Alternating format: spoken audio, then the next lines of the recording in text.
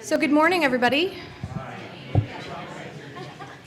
I'm so glad that you chose to come today, come to this morning workshop. I know it's early, and I'm so grateful to see your faces this morning.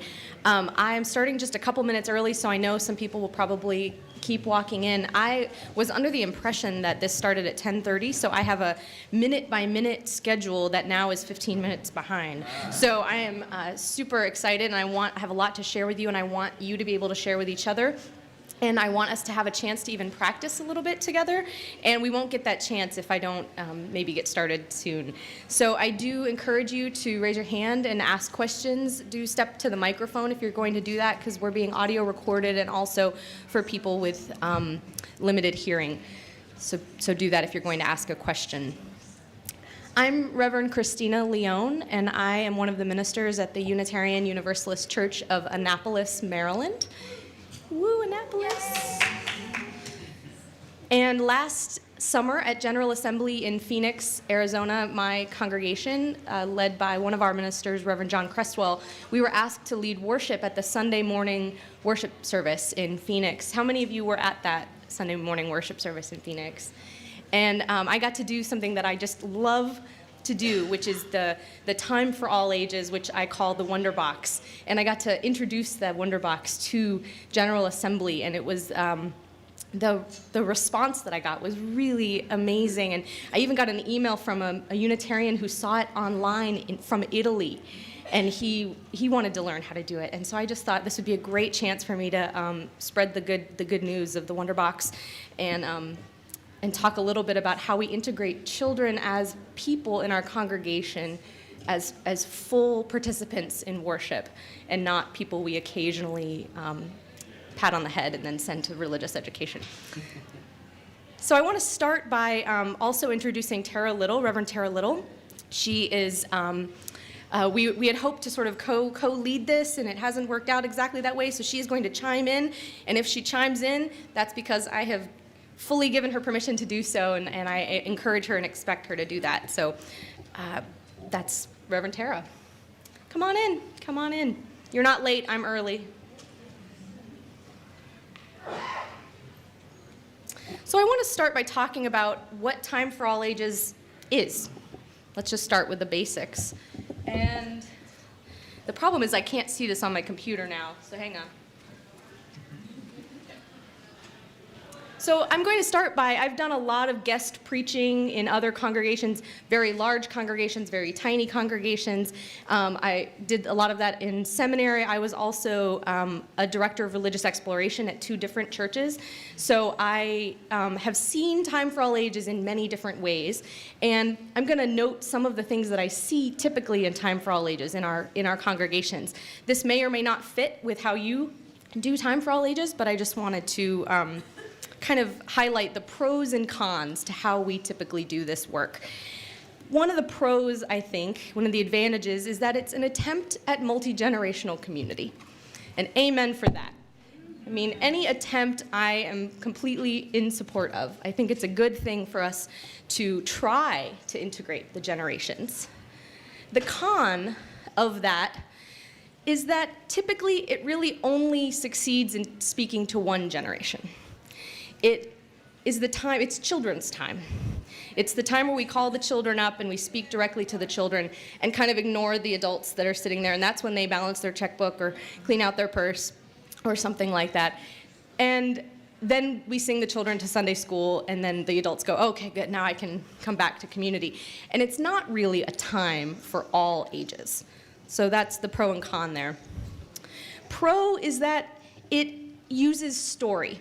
And typically in our congregations, we tend to be sort of lecture-y or directive, and anything that uses a different learning style is a good thing in worship. And I think using story as a method for conveying information or conveying a message is an important thing. It's good to use story. The con there is that even though it helps us break out of maybe that very sort of cerebral part of our brain, it's still only a verbal or auditory way of learning. So it's not really multiple learning styles in the sense that we learn through all of our senses, and that children in particular, though not exclusively, need more visual and tactile ways of learning. Another pro is that it highlights the fact that there are children in the community. And I think that's a wonderful thing, that we acknowledge that for a time, if you do sing your children out to RE, that even for that moment that they are among us, and that's a gift. The con is that it is not always, but it risks parading the children for the sake of the adults. And it can be, though not always, it can be patronizing to the children. Look at how cute they are. And they say such cute things and we all laugh. It runs the risk of being patronizing. So pros and cons of Time for All Ages. And now it's your turn. I'd like you to turn and find a group of maybe 4 or 5 people sitting in your general vicinity. And this is going to be the same group that you're going to work with for the rest of the time that we do these small groups. And you only have a few minutes, but I'd like you to turn and just share with each other where you're from, your name, and if you do Time for All Ages, what do you notice about it? What are the advantages of the way you do Time for All Ages in your congregation, and what are maybe the disadvantages? So you have about 4 minutes. Go. Of allowing Unitarian Universalists to break into small groups and share is that you are so excited to do that sometimes it's hard to get us back together. So we're going to do a little bit of this on and off. So so feel free to get to know your group a little more. If you walked in during that first sharing, feel free to either create a new group with some people or jump in with an already existing group for the next time that we practice and talk together. So I hope that some of you shared maybe that you have some positive things about the way you do Time for All Ages in your congregation if you do it. And I know just because everything is not perfect, even the way I do this, I certainly is not perfect, but I hope that maybe you've identified some of the things, the growing edges, where you can grow and learn in the way you do this work with children and adults. That's the key, and adults. So why the Wonderbox? I'm going to check my slide here. Why the Wonderbox? There's one main reason that I chose the word wonder, and it comes from, there's many, I didn't invent the word wonder, and certainly didn't invent it in the context of Unitarian Universalism. I know it's been used in curricula, Tapestry of Faith, and the way I learned it was through Nita Penfold's Spirit Play. So how many of you are familiar with Spirit Play? Okay, if you're not, talk to somebody who just raised their hand, because it's an incredible method of doing religious exploration with children. And one of the highlights of Spirit Play is that it has a high emphasis on wondering. There's even a time after each story where the children sit and have wondering time. And I just love that, So if a child says to you, what is God like? My answer is, I wonder. It's a very Unitarian Universalist response. Not necessarily I don't know, but I have a sense of and a desire and a curiosity to know about this question that we don't necessarily know the answers to. The definition of wonder is that it can be a noun and a verb. The noun is that it's a feeling of surprise mingled with admiration and caused by something beautiful, unexpected, unfamiliar, or inexplicable. It's also a verb, to wonder. And to wonder means to be desire or curious about knowing something. And I think that those two things describe perfectly what we're trying to impart to people of all ages in our Unitarian Universalist congregations. It's something we cherish. Even our principles say, our fourth principle says that we honor the free and responsible search for truth and meaning. And our third principle says that we support each other to spiritual growth in our congregations. So we honor, even in our principles, that not knowing, that wondering, and that growing. So that's why it's called a wonder box. And the reason for why it's a box, why it's closed, is because it does many things. It is interactive and surprising. It allows for there to be an interaction. This is not the time where I just stand up here and tell a story. It honors all the generations and tries to speak to them at all levels. So if you choose not to use the Wonderbox method and just do Time for All Ages, however it is that you've been doing, I hope you take home some of these, what I would call best practices in Time for All Ages, that it honors all generations, hopefully simultaneously. And if not simultaneously, then at least allowing small moments. I call them the Shrek moments, or the, how many of you have seen like Monsters, Inc.? You know, Pixar and DreamWorks are gifted at this. They're talking to the children the whole time, and then they throw in this little joke that the adults totally get, but the kids don't get at all, but doesn't matter, because the kids are still engaging, right? Those movies are the ones the parents don't mind taking their children to, because they're kind of in fun for them as well. So I think if we can kind of master the Shrek moments, the Monsters, Inc. moments, then maybe we'll be a little more engaging to all ages. It recognizes the children in the community as partners and not as people to be patronized. I like to tell religious exploration facilitators that children are people in their own right. They're not underdeveloped people. Right. They have a lot to learn. There's a lot that adults can do to guide and help them develop, but they have a lot to teach us and a lot to learn. So hopefully this method honors that in them. And it uses multiple learning styles. This method uses multiple learning styles. It has the possibility for story, for verbal. It does tend to still tend toward the verbal, but it allows for there to be an object, a tactile experience. Sometimes multiple objects appear and children are all standing and they're holding things, and maybe we're pouring water and oil or doing various things, and there's more physical interaction, visual and physical interaction.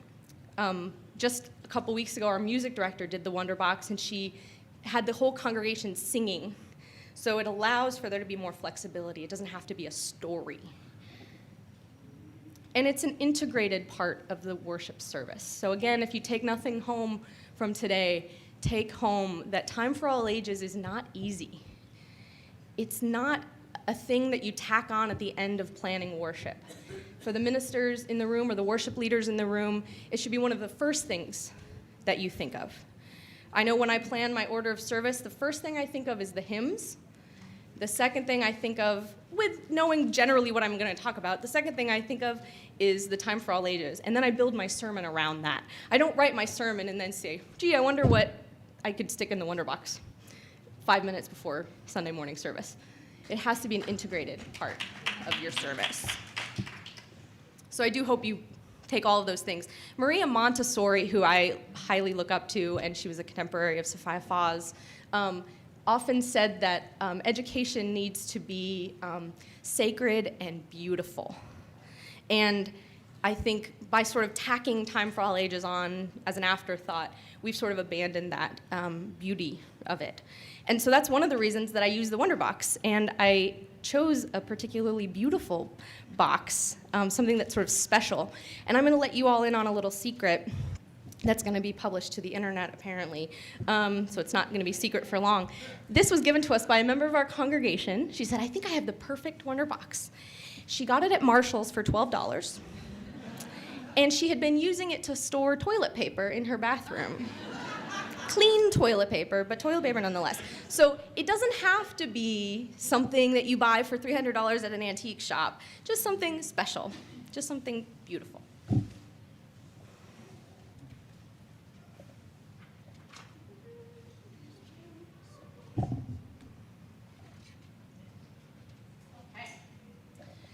So one thing that I like to do with the Wonderbox and with Time for All Ages of any kind is there's sort of two things that I think can be used. One is story, and I never underestimate the power of story.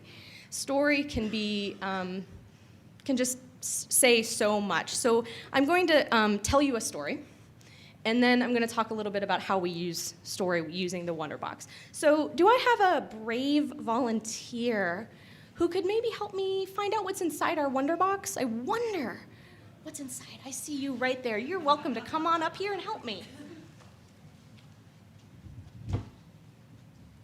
What's your name? Lauren. No, Lauren. Lauren, thank you so much for helping me. I wonder what we have in here. Can you open it up and find out? What is it? Looks like a picture. It's a picture. Thank you. Lauren, can you take a guess what that might be? A bunny. A bunny. It does look like a bunny, doesn't it? That's a great guess. Can you hold it up for everybody to see? Thank you. Or maybe it's a fish. Or a fish, maybe. That's a good guess. Thank you for your help, Lauren. You can sit back down. So I wonder what this is. Well, later in our service, our imaginary service where there's going to be a sermon, the minister is going to talk with the grown-ups about this man named Jesus. And that man, Jesus, lived a long, long time ago, and the story goes that he was killed. It was very, very sad. He was killed for his teachings. And on this one day, just a few days after he died, his followers, they were so, so sad. But they went to the place where they were going to bury him, and he wasn't there. The story goes that he had raised from the dead, that he was alive again. Can you imagine what that must have felt like? The joy that they must have felt? Well, that story is what's being celebrated today in this imaginary worship service about Easter. But that's not the story I'm going to tell you right now, because that story, it has lots of different ways of being seen, kind of like this picture here, depending on how you look at it and depending on how you see it. Maybe it's a bunny, or maybe it's a fish, or maybe it's a duck. Does anybody see the duck? Yeah. So like that story about that man Jesus, this story is about where we get the other part of Easter, the part about the eggs. Where do they come from in that story? This story, like the story of Jesus, I'm not sure if that story happened in actual time. Maybe it did, maybe it didn't. And this story, maybe it happened, maybe it didn't. This is a story about a goddess whose name was Ostara. Another way to say her name is Eostre, kind of like the word Easter. And she was the goddess, the bringer of spring. And she came and she brought the colors and the flowers to the cold winter trees. And one day there was a girl, a little girl, and she had found a baby duck. We're going to call it a baby bird for our story. She had found this little bird, and the baby bird was dying in the cold. Maybe it had fallen out of its nest, and it only had light little feathers, so it couldn't keep itself warm. And the little girl knew that if she could only find the goddess Ostara, that she would be able to help. And so she does. She finds her. She says, "Oh, please, goddess Ostara, can you save this baby bird?" And the goddess says, "Can't you see that I'm busy right now? I've got stuff to do. I've got trees to help bloom. I've got flowers to help grow. I don't have time for your baby bird." But the little girl was persistent. And she said, "Please, please help me. Help this baby bird. It wouldn't take much for you. You're a goddess." So the goddess waves her arm, and like that, the bird turns into a bunny. And bunnies, they have warm, fluffy coats, don't they? They don't have light little feathers like birds. And so the bunny, happy that it had been saved, hopped off into the woods. And now here's the magic. That bunny, each year, about this time, this springtime, remembers that the goddess saved its life. And it remembers that a child was the one who helped make sure that that would happen. And that bunny remembers that it once was a bird, and it lays eggs. It lays colored eggs in honor of the colors that Ostara brings, and it brings those eggs particularly to the children for the gift that the children brought. Now, I don't know if that story actually happened. It may have, it may not have, and it's important how we look at it. But as we sing our children to their religious exploration classes, I wonder if you'll help me remember the gift of springtime and new life. And we sing the children out.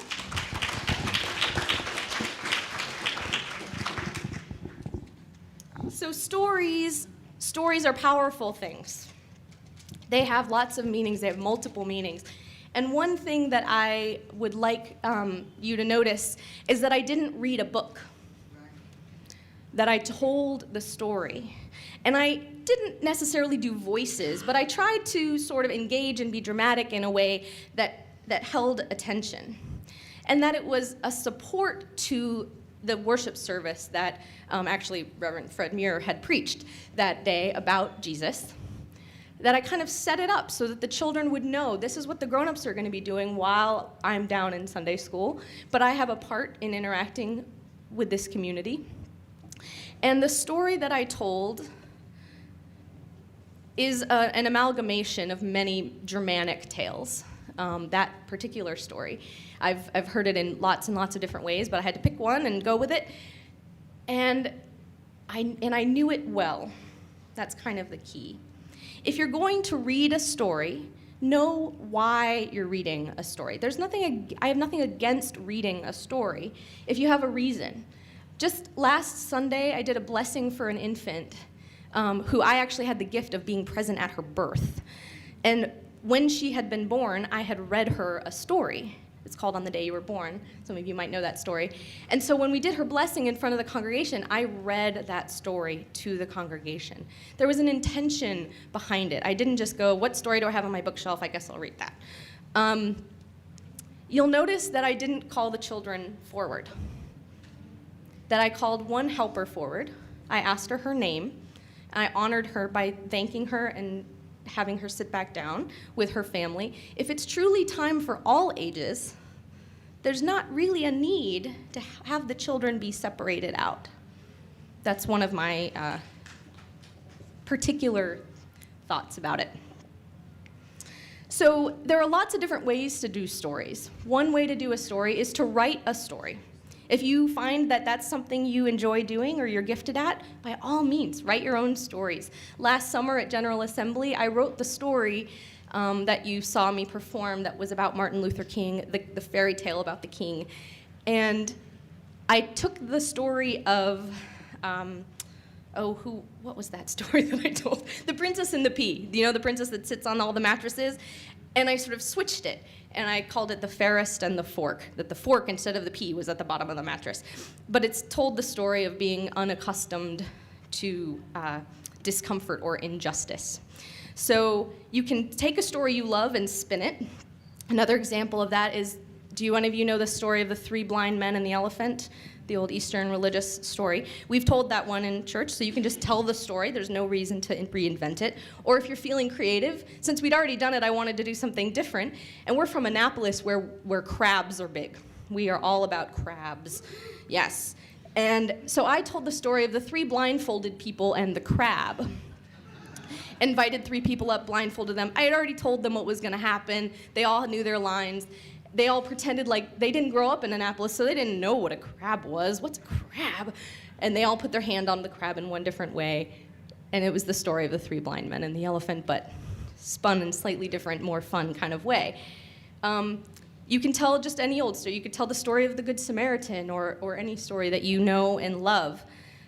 Stories from our own tradition, the story of Norbert Chapek and the Flower Communion, or John Murray and his journey to America, which may or may not have happened, but it's a beautiful story anyway.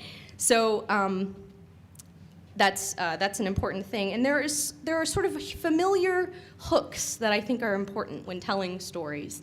That once upon a time tells people you're about to hear a story. Once upon a time, boom, you know what's coming, right? Even if once upon a time was last week, it could still be once upon a time because it's a familiar hook. One that I love, and I used it in the Ostara story, is, and the story goes. And the story goes. You can get away with a lot in your congregation with and the story goes. In a particularly humanist congregation, I have no problem telling the story of the crucifixion, death, and resurrection of Jesus because it's how the story goes. I'm not telling you it's the only truth. It's just how the story goes. And there's a lot of flexibility and power in that. And that reminding people that stories are powerful, that stories are powerful things in their own right is an important thing to remember about story. So you can take your own, you can write your own, you could put a spin on one you already know and love, you can take a story just and tell it from what you know and love. You could read it, though I don't recommend that unless you really are prepared with how to do it. And what I really, really, really don't recommend, really, is showing the pictures. The reason for that is the children can't see it. If they want to see it or can even remotely see it, they all sort of scramble to try to see. The grown-ups really can't see it, and if you're doing time for all ages, then you're leaving out a majority of your congregation. So if you must show pictures, if there is a story that the pictures are particularly powerful, I can think of one that I know, it's a story called One, and it's about little blobs of color. They're the characters in the story. And their emotions are sort of, they're watercolors, so when they get mad, they get really big like this and really small. Without the pictures, that story is meaningless. So that's an example where the pictures are important. In that case, scan them and project them onto a screen. But otherwise, it shouldn't be necessary if you can tell stories. So I'd like you to turn, and you have just a few minutes to talk about stories that you love with your small group. And think perhaps what object you might put in the Wonderbox if you were going to tell a story. Talk amongst yourselves, stories. And right before we just ended our discussion, Sheila just came up to me, a woman who's here, and she gave me this beautiful quote: "The world is made up not of atoms, but of stories." And I think that's so true. We are a storied people. It's what makes us human. But story is not the only way that we learn.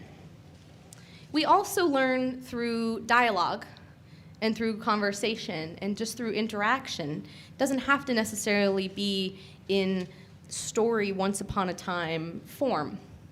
It can just be in an interaction. And I think sometimes we've sort of trapped ourselves into the story for all ages model. That we have to find a book, or we have to pick a legend, and it has to be from some world culture, and we have to tell the story in order for it to be story for all ages. And I'm here to tell you that it doesn't have to be that. You are free to break out of the story mold if you are inspired to do that. And I think sometimes for some people, especially if your congregation uses multiple people to tell the story for all ages, if it's not always the minister, if it's not always the director of religious education, if it's lay people, not everybody is gifted at storytelling, but some people are just gifted at talking, communicating. And so by all means, let them do that. And so I'm going to give you some examples of how to use what I call sort of lessons or messages instead of stories with your Wonderbox. But before I do that, I'd like to invite somebody up to find out, because I wonder, certainly our duck bunny is no longer in the Wonderbox.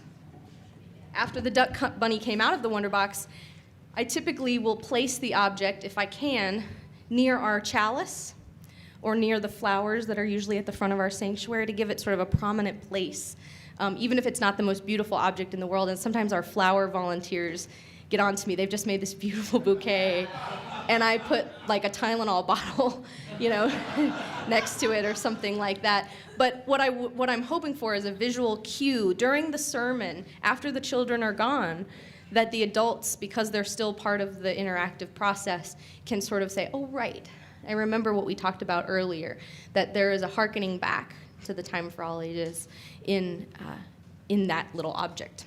So I usually place the object in a prominent place. So the duck bunny is no longer in our Wonderbox. So I wonder what could be in it.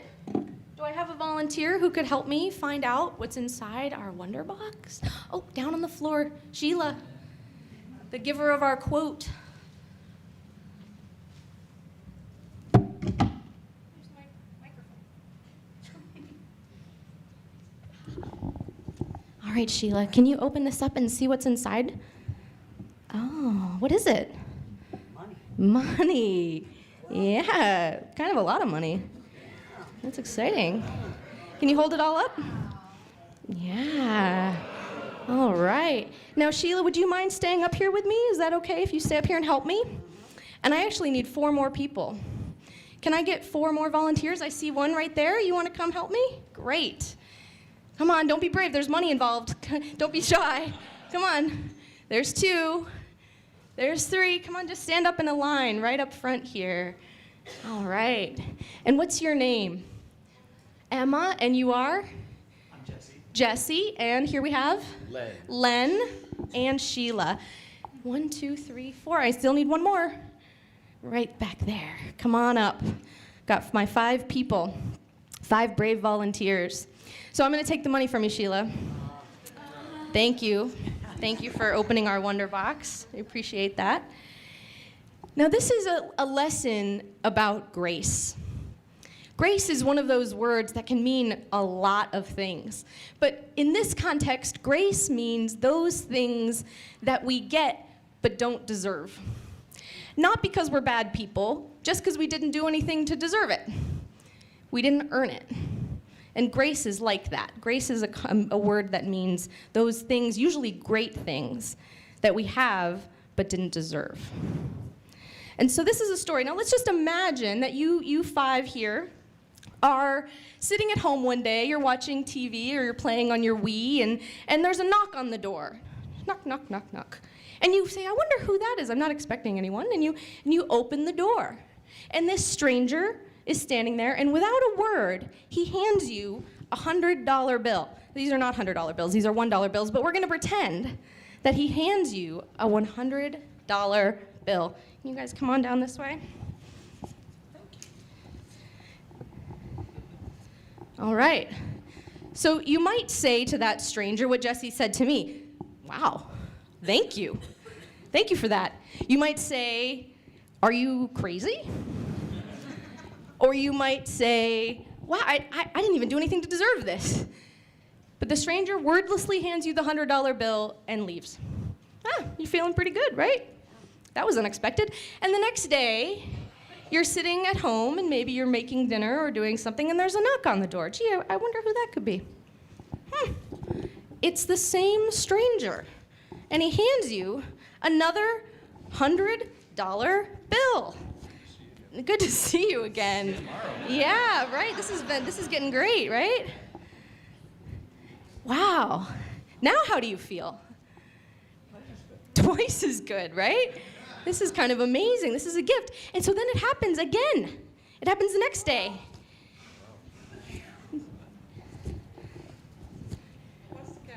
What's the catch, right? Right, you're kind of wondering maybe there's something I have to do with all this money. And then it happens again. And it happens again and again and again every day. Pretty soon, you start to know about the time the man's gonna come. Maybe you just leave your door unlocked. You leave a sign, leave the money at the door. You might even stop saying thank you, because it's just like, it just happens every day, right? You're just kind of used to it. And then you get to the point where you start budgeting for it, right? You know it's coming. It's part of your monthly budget. You can use it for groceries. You could use it to go on a vacation with your family, and it's just expected. It just happens every day. And then one day, there's no knock. How do you feel? Scared. Maybe a little scared. Maybe resentful. A little nervous. Maybe a little angry. What happened to the guy? Maybe he got hurt, right? Yeah. I know I might feel maybe a little angry. Hey, that's my $100 you're not giving me today. And that, my friends, is like grace. That is like life. That we are continually showered with things that we didn't do anything to earn. The fact that we were born where we were born, the fact that we have perhaps the bodies that we were given, the fact that we have water to drink, all of these things, we didn't do anything to earn them. And then one day, sometimes in our lives, it's inevitable to happen, some of those things may be taken away. Maybe we are struck with an illness. Maybe someone we love passes away. And our first thought is, how dare you take that from me? But the thing is, it wasn't really ours in the first place. We didn't really deserve it in the fact that we didn't earn it. But it was still a gift every single day. And that, my friends, is something that we have to try to remember, that we are continually being showered with daily Benjamins, or Washingtons in this case. And what is the response to that, if we can remember that we're being showered with that? What is the response that you said to me? Thank you. Right? What's the catch? The catch is that you have a responsibility to share with the world. Now, I'm not going to tell you what to do with that money. You can keep it yourselves. You can give it to someone in this room. You can give it tonight to the Service of the Living Tradition. It's up to you. But you have a responsibility with it. And I want you to remember that. And as we sing our children to their Sunday school classes, let's all remember the gifts we have and the responsibilities we have in our lives.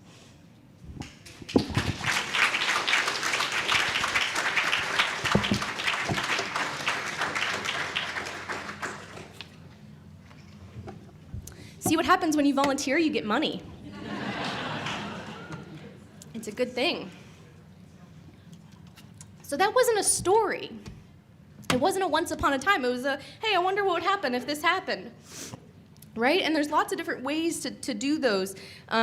One time, Fred Muir, he is the senior minister of our congregation, and he is a golfer.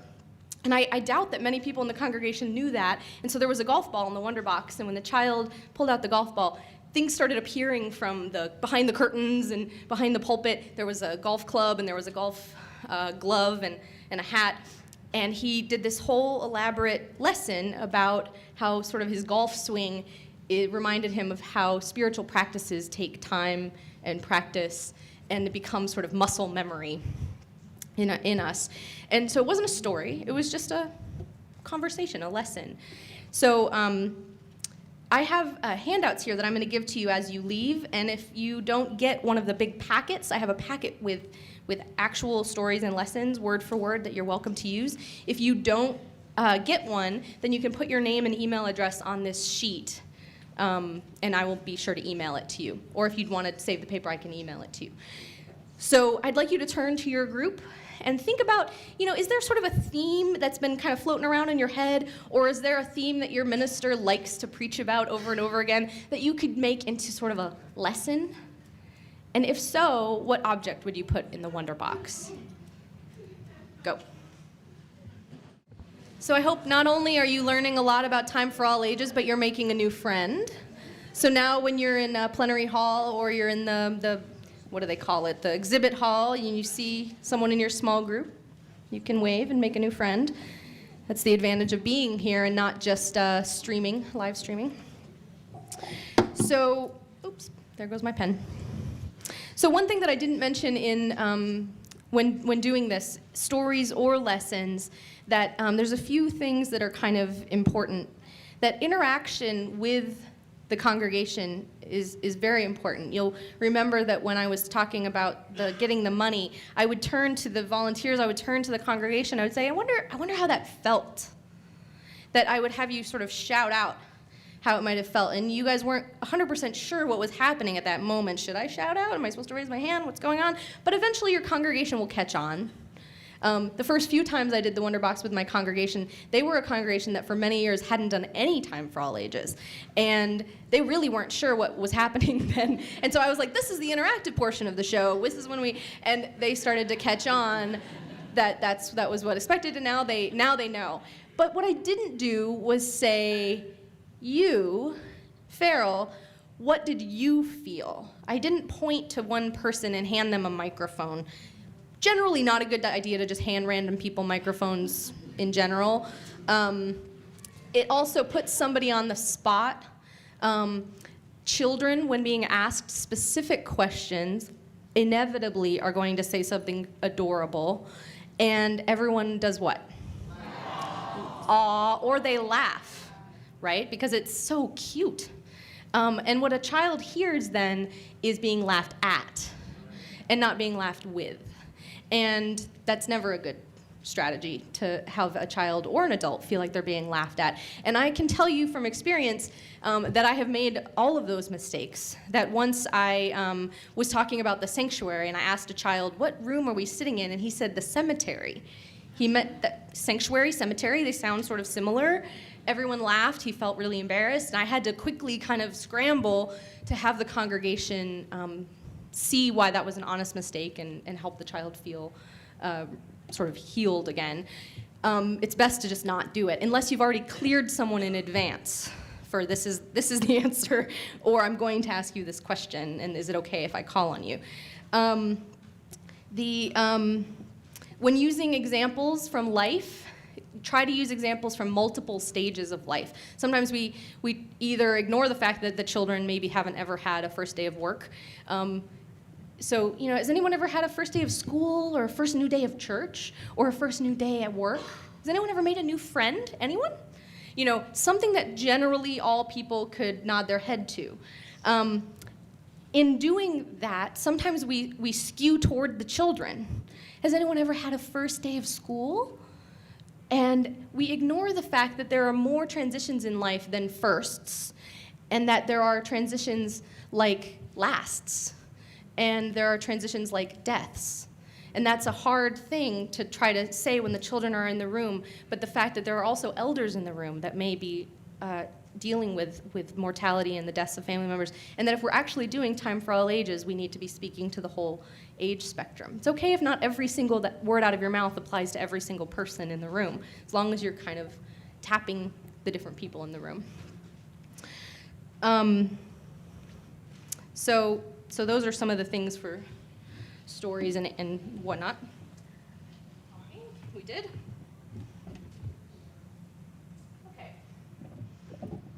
So one question people ask me is, how do you choose who to call on?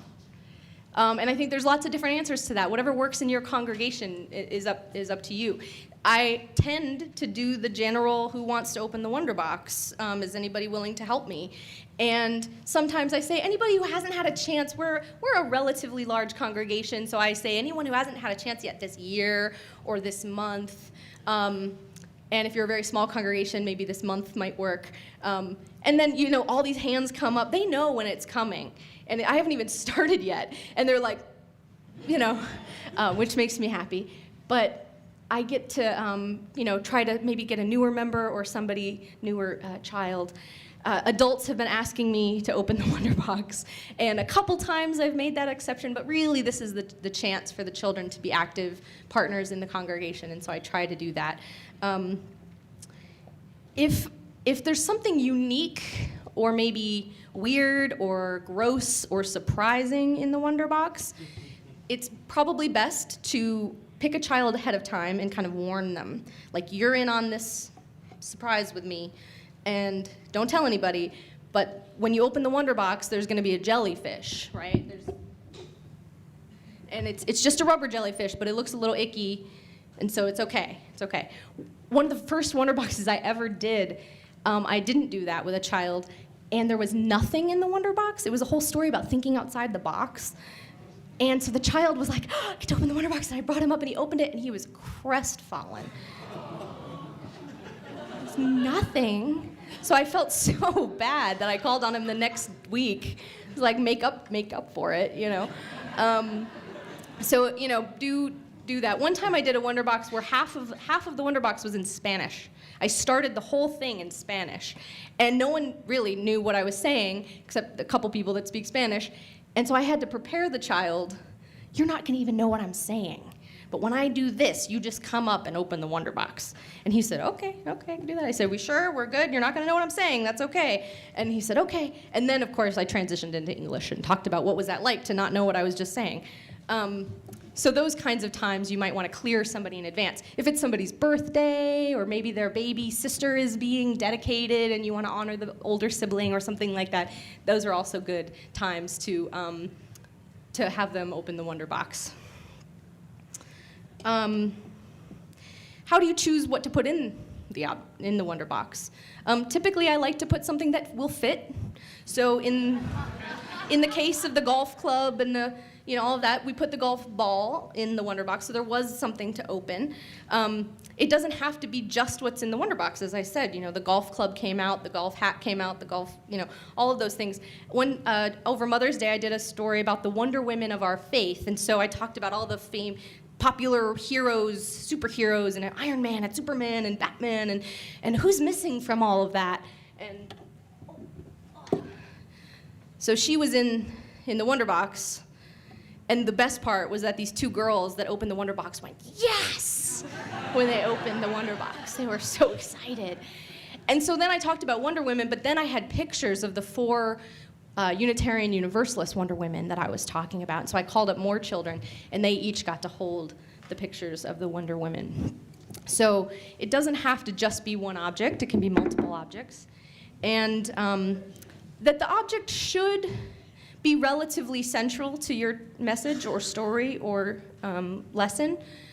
And it should be something that can be that sort of touch point in your service where people can look back at the Tylenol bottle and remember what you just talked about, and not so obscure that that it doesn't mean anything.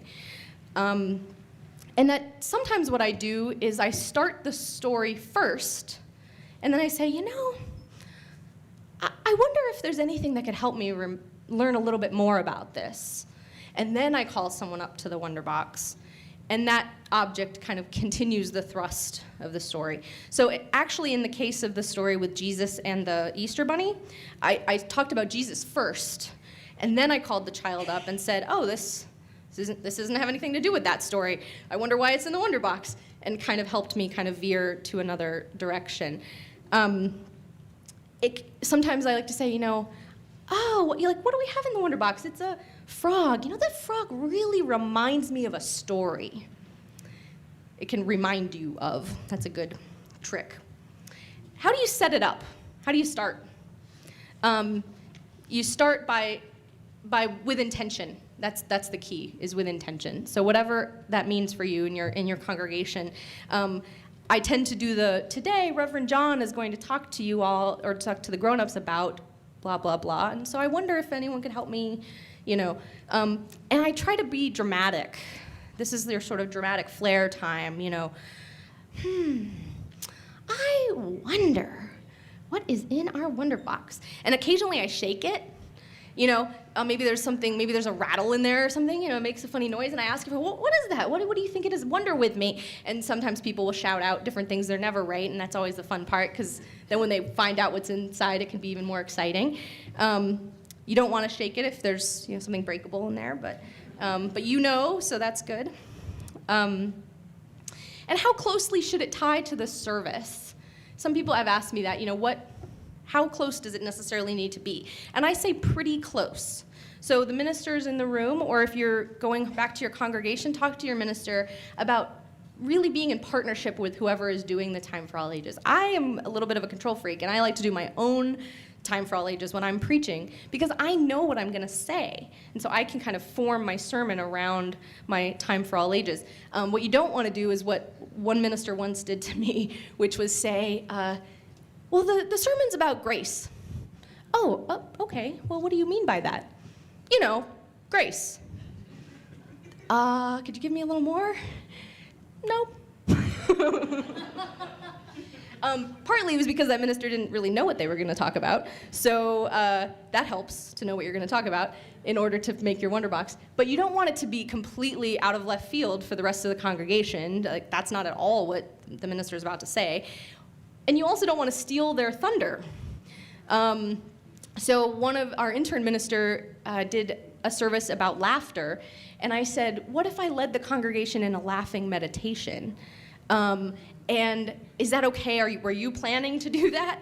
And he said, no, I wasn't planning to do that, so that's fine. But if I had just gone up there and led everyone in a laughing meditation, and that was in his sermon, I would have totally stolen his thunder, and that wouldn't have been appropriate. So you want to kind of closely tie, but you don't have to tell the sermon. That's not you're just telling a piece of it. Honor your volunteer. Use their name if you know it. If you don't know it, ask them their name. Names are important, and it helps them feel honored and special. Thank them when they're done for their help. That's usually how I ask for a volunteer. I say anyone who's willing to help me. Not, and I try that because my goal is to not patronize them. My goal is to encourage them as partners in this work. So they're helping in the work of worship, and then they're allowed to rejoin the community and not be up here just because they're cute, right? And lastly, I think one of the most important things to remember in Time for All Ages is that it is okay, and in fact good, to talk about things that are hard or scary or sad. And sometimes when we're working in worship with children, we stick to a relatively superficial level because we don't want to scare them or talk about anything hard. If a child can't hear about hard things at church, where can they hear about hard things? This is the only place, I think, other than their family, where they're able to do that in a safe environment. And the key is the safe environment. That one time when I was telling the story of Norbert Chopek and the flower communion, the story ends with Norbert Chopek being killed at Dachau by the Nazis. It's not a fun story. And I didn't get into the details of concentration camps and gas chambers or anything like that. But I did mention that there was an army a long time ago, and that their goal was to separate people, to make some people feel better and some people feel less than or worse. And that in doing that work of separating people, they hurt people, they scared people, and they even killed people. And that's when I introduced the fact that Norbert Chopek stood up against those people, that army, and for doing that, he was killed. But that army, they are long gone. But that message of Norbert Chopek, who stood up to them, that's still here with us. And isn't that amazing that his message is still here with us? So that safe space of don't worry, that army is long gone. Now, as adults, we all know that in some ways, in some places, that army is not long gone. But I don't need to get into that with the children in my 6-minute Time for All Ages, right? I've allowed them that space to sort of feel that fear, but then to know that they're held in a community that works towards safety. When talking about things like racism or sexism or homophobia, I talk about it plainly and clearly without a ton of detail. And I always mention that this church is a place where we work to make sure that that doesn't happen, that we're trying our best to make sure that all people are treated fairly. Is it all fixed? No, but our church is a place where we do our best to make these things right in the world, so that they can feel at home and safe in the congregation, but you can still talk about hard things. So I hope that helps a little bit in this. So how are we doing on time? I know I've gone a little over where my plan was. Only got about 10 minutes. My plan was originally to have you guys kind of practice, but what I'd like to do instead is maybe just offer time for questions and answers or comments. So you can step up to the microphone if you have a question.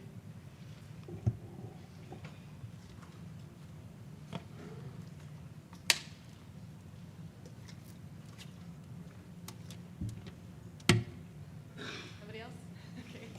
I am Amy. I just have a logistical question, which is if you're doing something where you have multiple objects and they need to come out in a certain order, how can you help ensure that they come out in that order? That's a great question. I tend to either have them all come out in the same, all at once, and then just address the objects in the order that you need to address them.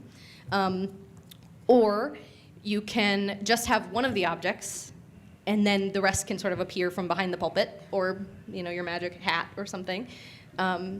So that's kind of two different ways to do it. If it's like a secret and you don't want anyone to know, then I would hide the other objects. But if it's okay and you could just address them one by one, then you can do that. Thank you. You're welcome. Thanks, Amy. Hi. Hi, I'm Ellen Quadgrass from East Greenwich, Rhode Island.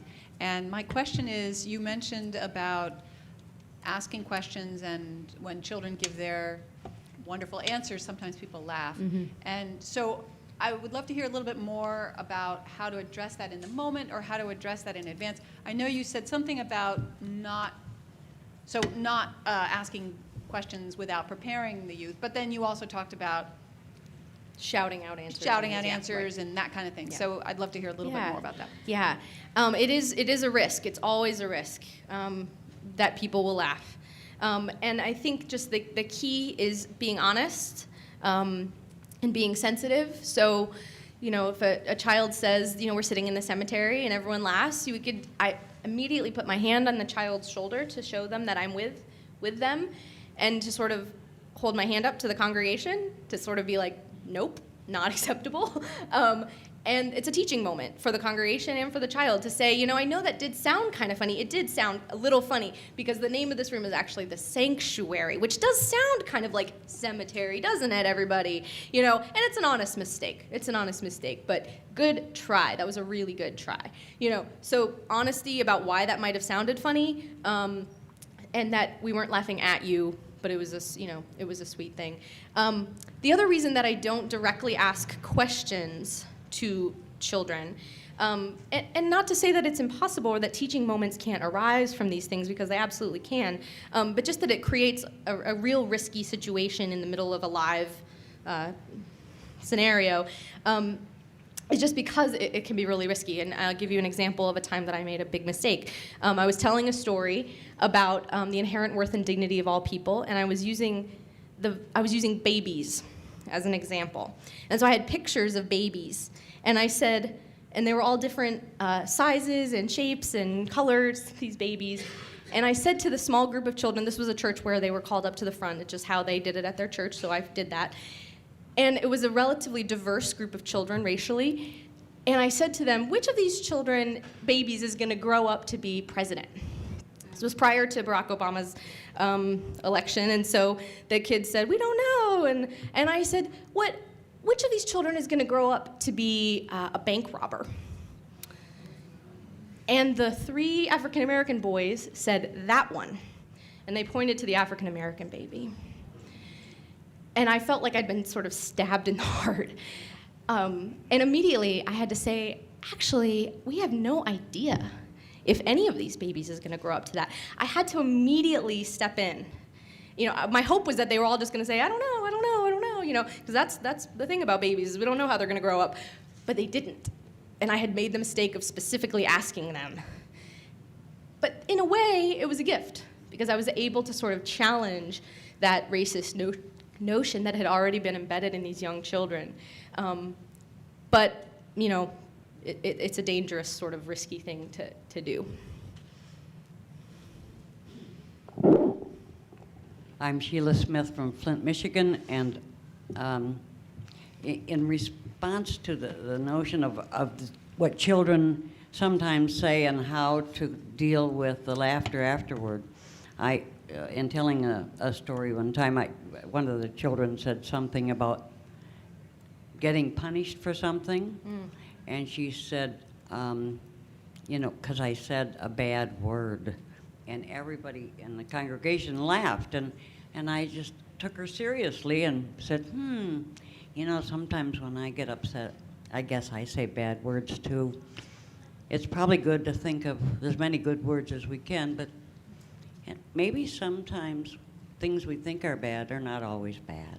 Mm-hmm. And so she didn't concentrate on what they were doing. Mm-hmm. She concentrated on our conversation. On you. Right. And your relationship with her in that moment. Mm-hmm. Right.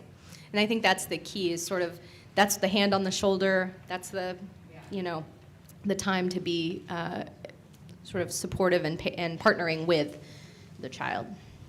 Any other questions? Yeah, a quick question. I'm John Cleveland, host from Midland, Michigan. I had recently read the book Winning the Story Wars by Jonas Sachs, and he's associated with you kind of in a roundabout way, but it's all about story, and it goes through the whole thing about how society, thank you, has constructed stories, how stories make culture in a lot of ways, and it talks about in our modern day what role our stories play and how we can do that. I found it personally to be almost a roadmap for what we as UUs need to do to be relevant in today's modern world. And I was wondering if you read that, and I would recommend it, because I mean for dozens or hundreds of thousands of years, humans learn through stories. Yes, that's how we learned our information. Do. And suddenly we get to the modern world and we start putting people in classes or doing other things other than stories, Right. and think it's going to work somehow. So yeah, okay, you had. What's the name of the book again? The name of the book again is Winning the Story Wars. Winning the Story Wars. Winning the Story Wars by Jonas Sachs, and his name is spelled S-A-H-S, I think. Anyway, he's easy to find because he's the guy who, based on the same story-based approach, did The Matrix. Familiar with The okay, Matrix? yep. He was collaborated with the story of Stuff, which you might know, and a lot of people saw the little YouTube clip, really funny, called the Grocery Store Wars, if you saw it, with Cube Skywalker and Chew Broccoli. So, Thank you. you're welcome. I just have a quick question. And I come from a very small congregation, and so we do things a little differently. But one of the things that is a concern at our congregation is the different perspectives on how children should behave during service. I am very open to kids I want them to feel like this is home. I want them to revere the space and be respectful. But at the same time, like, there's a generational difference in how children are supposed to behave at church. Right. And I wonder how you address that. Well, our congregation is working toward being more accepting of the natural inclinations of children, especially babies. You know, I always think it's funny how people sort of scowl at a baby who's making like they're a baby. They don't, you know. But I mean, I think there's a difference. You know, when a child is wailing, you know, and no one can hear, maybe that's the time to step out in the back or something like that. But honoring that a baby that's sort of babbling quietly is a normal and natural thing. And I mean, when I'm doing the pastoral prayer, and a baby goes, wee, you know, and I go, and the voices of children, and you know, that it can be integrated and honored as a whole part of the community. That being said, there's a balance there. You know, if someone has a hearing aid and can't hear because the baby's squealing behind them, then, you know, we have to honor that as well. So, you know, and I use the Time for All Ages often to talk about what church is. You know, the cemetery sanctuary was because the children were running around in the sanctuary and the people were showing up late with their coffee, and I was talking about, what is this space that we call sanctuary? You know, that was sort of a teaching moment to do that. And I recognize that the time is coming to a close, so I'm happy to stick around and answer questions. Maybe I'll take the last two here. And this green sheet, there's plenty for everybody. Come up and grab a green sheet on your way out, or maybe, Susan, can you come and hold them out to the back? The green sheet is a one sheet, just tips and tricks on how to do this. The white packet is the one that has lots of take-home information. I only made, I think, 30 copies of the white one. So if you don't get one, by all means, put your name and email address on the list, and I'll email it to you when I get back to Annapolis. So 2 more questions. Stephen. Stephen Protz from Iowa City. You spoke about opening the box and taking something out, and then at one point you had nothing in the box to think outside the box. Right. Is there ever a story or a time you could tell us about when you took the opportunity to put something inside the box, put something away? I have not done that, but that's a great idea. I highly recommend you doing that at your congregation, Stephen. Meredith Plummer from Cincinnati, Ohio. Meredith. So you talked some about making sure it's not superficial and that we talk about the scary things. Is there ever a time that you address a national tragedy during Time for All Ages? Yes, absolutely. And if so, how do you address that, since there are obviously families in the congregation who don't want their child to know that there's been a school shooting or something? Right. I might say, I might sort of speak more vaguely about it than saying there's a school shooting. I might say some of you have heard on the news that there has been, that something sad has happened in our country. And I want to take a moment to honor that sadness. I am one, and that way the child can go home and ask their parent if they're curious enough. But I think sort of like some of the things that we tell our children about, like the holidays, they'll hear someone at school say, you know, oh, that's not true, or that's not real, my mommy told me that's not real. They don't even hear it, because it's so sort of embedded into their life that it is, that, you know, Santa or, you know, is real. So in that case, the sort of going over their head can be fine if they're not ready or able to hear it. It also allows the parents to do the work of doing that. My strategy when addressing anything tough or hard is to go directly to the feelings. So when talking about Jesus, I didn't get into the details of how he was killed. I went into the details of how sad that must have been for the people who followed him. Or the details of how angry you must have felt when the money is no longer given to you. That our country is feeling so sad right now because of this thing that has happened. And I think it's okay to be vague in that way if you need to be. But you know your congregation best. And our congregation is kind of at the point where we're sort of in the middle. And I think I've kind of helped the parents see slowly that we can talk a little bit more about sad and scary things. Because I think where else can you do it than at church? That there's a community to hold us in that. And if it turns out that a parent, the child asks, well, what was the sad thing? And the parent says, I am completely at a loss for how to talk to my child about this. In a way, that's a gift because you've been opened up to help, and your pastor can help, and your DRE can help with that work. Okay. Thank you.